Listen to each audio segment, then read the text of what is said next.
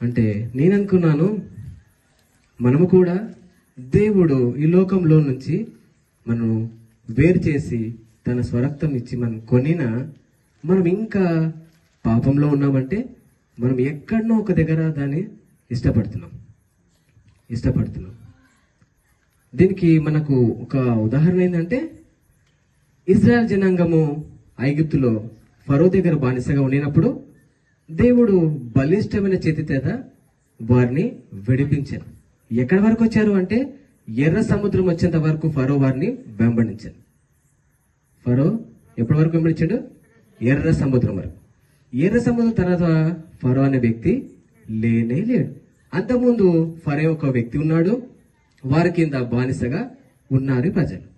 ఆ ఫరో చెప్పినది ఈ బానిసలు చేసేవారు. ఇప్పుడు బానిసలు చేసిన ప్రతిదానికి కారణం ఎవరని చెప్పొచ్చు? ఫరో అని చెప్పొచ్చు. కానీ ఎర్ర సముద్రం దాటిన తర్వాత వీరి జీవితం చూస్తే ఎవరు కారణం అంటే వారి బుద్ధే కారణం. ఫరో కాదు. దేవుడు ఫరో నుంచి విడిపించేశాడు, కానీ వారి బుద్ధి నుంచి మాత్రం కష్టమైపోయింది. వీళ్ళు కానానికి తీసుకెళ్లాలని ప్రభు కోరుకుంటే ఇంచుమించు